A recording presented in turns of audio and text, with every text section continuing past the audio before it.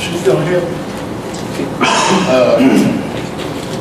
Jim, we want to give you a plaque for your dedication and 30 years plus being on the planning commission. It's that long. And we just appreciate you giving your time to the city. We just want to give you this to let you know that we appreciate it. You want to say anything on this one? I appreciate everything that you helped me through my first year on the planet. That's a long time to serve the city, and we all appreciate it. Well, Thank you so much. wait for Get in the meeting. Get in the meeting.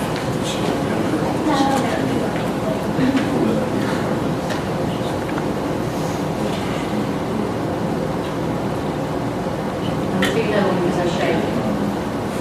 I rattle and I roll too.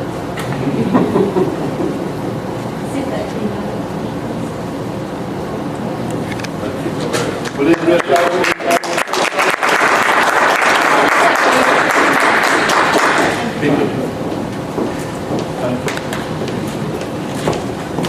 Put it back. Huh? It's over.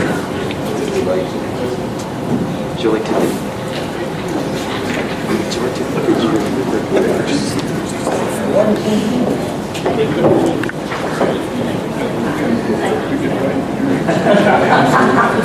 I'm gonna get out of here,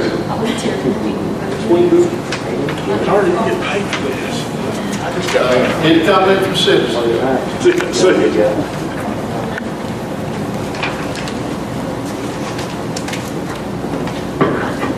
I'm Ron Fuller. And something happened on social media recently that I found really encouraging for our city. On Friday night, we came down to what was done on the square. Had a great time, ran into friends and people that we knew. It was very, very enjoyable. So to a picture was put up of that. A friend of mine who grew up in a town of about 40,000 people and who for over 30 years has lived in a very populated area of Central Florida, made a comment. And you know, sometimes it's just the smallest comments that kind of bring you back to a point of appreciation. And what she said was, I wish I had the community here again. You know, we may differ on things, various things that come up. I'm sure, certainly from some of the things that I've seen on TV, that everybody who comes to encourage you. I came tonight to encourage you. I thought, how wonderful that she could say, I wish I had a community again. And the community she was talking about was ours. So I just wanted to say that to you. Pass that along to you. Thank you.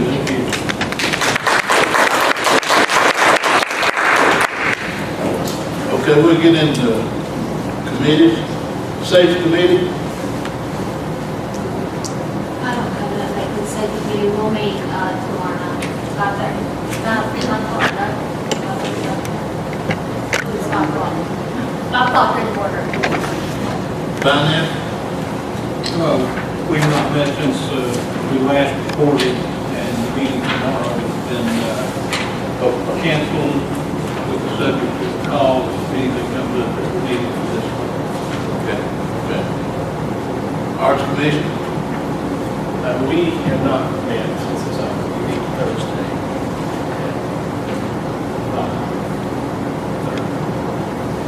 Okay, streets.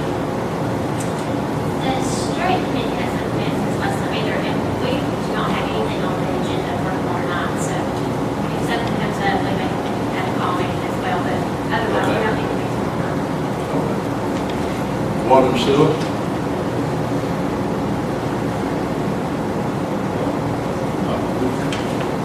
I don't get it.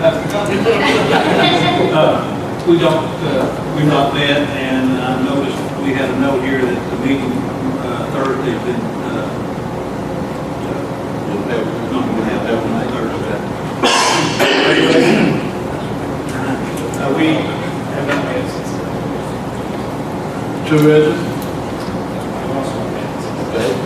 Planning commission, Our next meeting is the 17th, and we have 32 permits issued for the month of September.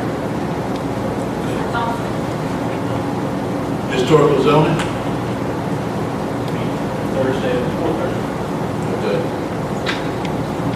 Okay, now the reason nobody has made, which one? Same as I think, Just saying. y'all got anything? Where was that? Do you have anything? Sir? Do you have anything? For tomorrow night?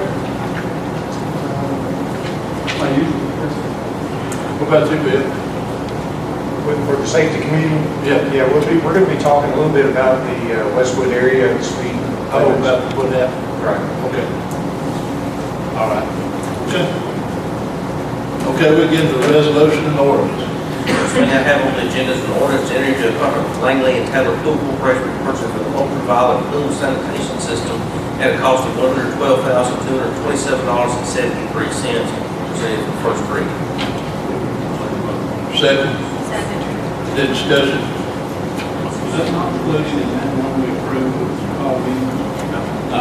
This is a separate expenditure. Second. This is more of a preventive thing, after we get the happening all of it. We'll go way back on the boring, Yeah, I understood what it was, I just thought we did it all like that. No, no, it's different. What's the discussion? But, yeah. That was discussed with me, that other, processes to determine what happens. The other thing, can we record,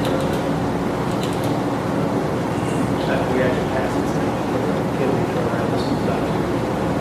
So you can vote on this, and we can over back to it. Okay. Okay, I will. Vice Mayor French. Alderman Swan. Alderman Bellamy. Alderman Kilgore. Alderman Sane. Alderman Edel. Next thing I have is third reading of ordinance amending Manchester Municipal Code Section 2308, setting forth the powers of the Tourist and Community Development Commission, passed first September 6th, passed second September 20th. Ordinance Code Section 2308 currently sets forth the general powers of the Tourist and Community Development Commission, primarily addressing its interaction with the Manchester area Chamber of Commerce, where its provisions are confusing, making administration difficult, being therefore have the office of the Tennessee, and Code Section 2308 be repealed in its entirety, and upon subject therefore, 230 general powers of Tourist and Community Development Commission be operated to promote tourism and community development in the city of Manchester and mayor and to agreement with other organizations of the Manchester area Chamber of Commerce, non-profit or for-profit organization. Promote specific projects fund or partially fund promotions to sponsor or partially sponsor activity, provide that the total expense does not exceed the commission's available funds. Any agreement with a for-profit organization which exceeds a cumulative total of $500 must be approved by resolution of the Board of Mayor and Alderman. The commission may enter into any agreement or agreement with the Manchester area Chamber of Commerce to secure services. The Chamber of Commerce will respond to inquiries concerning tourism and community development. Distribute literature to those requesting accepted by all that and fund or partially fund membership to the Chamber of Commerce for business in the first year will include the facilities of Manchester Commission must be approved by the city attorney by resolution of the Board of Mayor and Alderman. The commission is prohibited from A, entering into any agreement or agreement with subsidized employment of any person, B, directing the hiring or contracting with a specific person or group, C, entering into a lease or rental agreement to rent or subsidize the rent of any premises, hire additional not prohibited the rental or contribution to rental advertising, special billboards, or D, enter into any attempts to allocate any funds beyond those budgeted for the first fiscal year. Any purchase of advertising must be reported to the Board of Mayor and Alderman in writing before the advertising appears in the public domain. The commission shall provide to the Board of Mayor and Alderman a report of all persons to the Chamber of Commerce over $500 interviews that are cumulative with business to go forward. And further, the Board of Mayor and Alderman, City of Manchester, Tennessee, shall take effect on that publication in cases public book record, the City of Manchester, Tennessee, requiring that first September 6th, past second September 20th. Okay, is there any discussion? Call roll. Vice Mayor French. Alderman Swan. Alderman Bellamy. Alderman Kilgore. Alderman Sane. Alderman Elam. If there were any motion to approve the memorandum of understanding with Manchester Area Chamber of Commerce for certain services and titles to cost $27,000 during fiscal year 2017, passed first September 6th, passed second September 20th. Motion. Second. Second. Whereas mentioned in code section 230 states that the Commission, Tourism and Community Development Commission may be operated as a joint effort with the Manchester Area Chamber of Commerce, whereas code section 230 requires any participation agreement which would obligate the Tourism and Community Development Commission to expend funds in excess of $100 to be approved by the majority vote of the Board, Mayor, and Alderman. Whereas the memorandum of understanding attached to Exhibit A has been approved by the Manchester Area Chamber of Commerce, its approval is recommended by the Tourism and Community Development Commission, whereas mentioned Mr. 573 from the Charter of the City of Manchester requiring an obligation in excess of $25,000 to be approved by owners, be it therefore ordained by the Board, Mayor, and Alderman of the City of Manchester, the memorandum of understanding with the Manchester Area Chamber of Commerce, Texas, and Exhibit A is hereby approved for fiscal year 2017. In further ordained by the Board, Mayor, and Alderman of the City of Manchester, Tennessee, the Finance Director shall disperse the funds in equal monthly installments. Be further ordained by the Board, Mayor, and Alderman of the City of Manchester, Tennessee, in any conflict with Manchester Municipal Code 2308, 2309 is repealed for fiscal year 2017. Be further ordained by the Board, Mayor, and Alderman of the City of Manchester, Tennessee, social will take effect on that publication and passage. Public welfare of the City of Manchester, Tennessee is requiring it. Due to your action on the previous ordinance, part of that is no longer $100 and all just went away with your prior vote. But it's the whereas part, not the ordained parts of this. Okay. Is there any more discussion? Call roll. Vice Mayor French. Alderman Swan. Alderman Bellamy. Alderman Kilgore. Alderman Sane. Alderman Elam. That's all I have, Mr. Okay. Is there any old business? Okay, new business? Would you like to speak?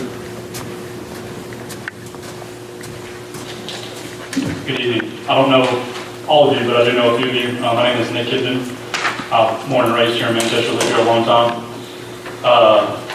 This issue came up on a personal note, and it was sort of selfish of my part. I'm getting ready to build a house at the tail end of Regalwood, and it was made aware to me that there was a right-of-way right behind my property that connects Murphy to East End, and initially I didn't know what that meant or how that would look, so I started questioning folks like Jamie Sane or Brett Carter, even Nicholas Northcutt, the surveyor, looking for advice on maybe how to handle that or what the rules were.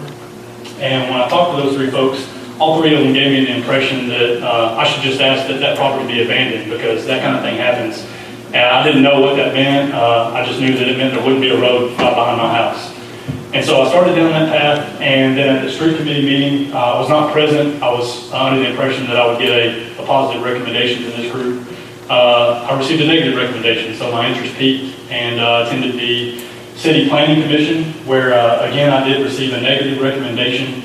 The faces within the group appeared to be apologetic. They wanted to be able to say, yes, we give a positive recommendation, but because of the plan in place, the throughway plan, they felt like they had to give me a negative recommendation. And I respect that. I'm an engineer. I work for the Civil Engineering Department at Arnold Air Force Base, and I understand that plans have a lot of thought and a lot of insight put into them, and there was a reason why they wanted to not let go of that land. They wanted potentially an avenue through from Hill Chapel to 55.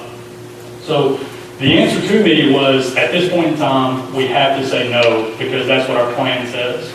I believe there was some sort of maybe decision or topic to try to come up with a committee to find some long-term resolution, and I'd love to be a part of that. On a short note, I've been inspired to approach this from a more community-type standpoint. Sure, I would love to not have a road run right behind my house for the safety of my children, for the just the not having traffic running back and forth by my house. But it occurred to me that Murphy has nearly 30 homes, a lot with children and young kids that run around in their front yards, across the streets, because it's a dead-end road. And I've put together 3 maps. Is it all right if I bring these up here for you guys to take a look at? On the first map, it's a very broad look at Manchester and the streets of Manchester. And I wanted to point out that if we do go forward and connect, I'm sorry right now. We'll share. If we do go forward and we connect Murphy to East End, Without a doubt, that would be the optimistic way of traveling from 41 to 55. So not only would Murphy increase its traffic load, it would probably take the bare majority of all traffic running from 41 to 55. So not only would it become somewhat of a hazard, it would become a large hazard. I brought a second map that shows a more detailed look at Murphy and how it connects to East End and the right-of-way that is right behind the property where I'm building. Just so you guys can get a more. I'm getting ready to do foundation in the next week or so. And this doesn't prevent me from building. It does allow me to scoot my house back. Did they find our spot? What do you mean? I understand this one, I can't find it. I'm sorry, and it's just hard to see. Okay, hopefully you guys can tell from the second map what the first map is intended to show there. So just within a few minutes of looking at Google Maps and propertyviewer.com, I do believe that as of right now, that's the last right-of-way that you guys have to cross, and I understand the value of that. I think there's better options. I think we should consider as a city talking with Arnold Air Force Base. The Air Force Base has granted property over to the city on multiple occasions, such as the high school. If you look farther down the map of the first one I gave you, or if you take a look at this map I have here, Hills Chapel runs directly into Arnold Air Force Base property. And there's already a portion of a right-of-way that connects Hills Chapel to Kennedy, which runs behind the high school. If you look at maps, right now you can go to Google Maps or you can go to propertyviewer.gov. There's no guarantee as of right now, obviously, that we could be given that property. But I believe if we took our case to the Air Force Base, they'd be willing to negotiate that, and I would even be willing to say they'd probably give us that property. So there wouldn't be any substantial cost other than paving that road. So then it becomes an economic analysis. If you do continue to go forth with a plan and you're going to adapt Murphy to East End, you're going to have to buy 10 foot of property on each side of the road all the way down Murphy. So again, that's roughly 30 homes that are going to give up 10 foot of front yard, so you can make that a 60 foot right of way to match the right of way behind my house. Then you're going to repave Murphy all the way from front to back. You're going to have to move all of the utilities outward, likely have to move them all. I can't guarantee that, I haven't seen it clearly, but likely have to push all the utilities out beyond the current standpoint. You're also, on that easement, that right of way behind my house, going to have to traverse roughly 40 to 50 foot of an 8 foot deep ditch for stormwater. Again, all overcomable, but large expenses. I've driven down to the end of Hills Chapel. There's some trees you'd have to clear, but I think that's probably acceptable. And then you have to pave your road. You have to clear down to solid ground. You have to get off the topsoil, and then you be able to pave. There's no additional houses that would see an excess load of traffic. There are no families with children who run around in their front yard or run across the street that we'd have to be aware of or see as a potential hazard. I come to you tonight not begging for you to not put a road behind my house, but for you guys to consider the overall outcome of putting that street in from Murphy to East End and the negative impact it would have on just those families. Sure, it would be faster for people to go through, but the potential idea that I put before you also would allow for that. So I just ask that we, if possible, we push through with a closing of that right of way and abandonment of that property. And I personally, being an Air Force civilian and working with the Civil Engineering Department out at the Air Force Base, will help walk us, the city of Manchester, through the process of gaining a right of way that Arnold Air Force Base might hand over to us. Long term, if that's not a possibility, if they just won't work with us on that, there's already a partial easement that connects Hills Chapel to Kennedy along a property line. I hate to take that property from someone else. I'm not trying to attend that, but still would be a better suited fit than running behind and through Murphy to East End. That's the question. What I'd like to do, and I would go with that, they got it covered. What I'd like to see them do is all of them go and look at that, just postpone this for tonight. Okay. And I'm going to ask each one of y'all to go look at that and see what you've done. I know that the planning commission give a negative recommendation to this board. Somebody want to make a motion and everybody go look at that, get their own. Question to the city attorney, Mr. Mayor. According to this, thank you, I just told that there are two building lots here. And I understand that the people in front of them own those buildings. But can the city give away a right-of-way and landlocked lot? The city can abandon, when the city abandons it, the city just abandons its interest. These people will still retain an interest, a private right of interest through, which is right there. So he couldn't close and fence that off because these people would have a right to do it. There's no road right away there. They have to build a road out there too, just like if the city maintained it, the city would build that road. They have to build a road on their property. On their property. And they retain a private right across all of it. I just didn't know if the city could abandon the right of way and landlock somebody, but I understand what you're saying. They would own part of that right of way, and if they wanted a road, they build it. Correct. They would actually have an interest in the entirety of it. The whole 60 feet, they would have an easement, just like a regular easement. If they wanted to build a lot, they would just have to build a road. I just didn't know landlocked somebody. Did I understand you correctly that you own the other lot on the I other do. side? I own that triangle that he's referring to. And Mr. Mark Allen owns the strip across the easement from my property.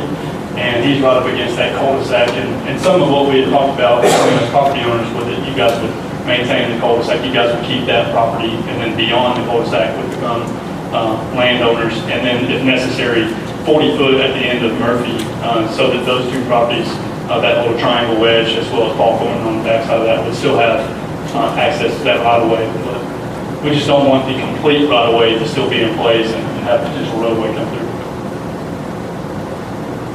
I'll make a motion to do what the mayor wanted, everybody go look. I'll second that. Okay, So we're going to table this until, 2 weeks. If everybody will go look at it, then they'll know.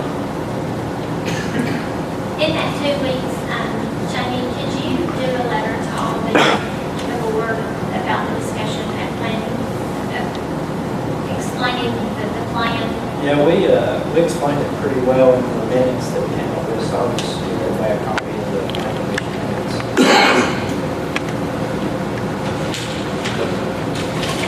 All in favor of that, just raise your hand.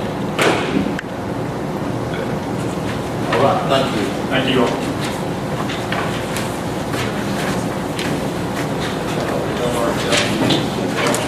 Any items from the board?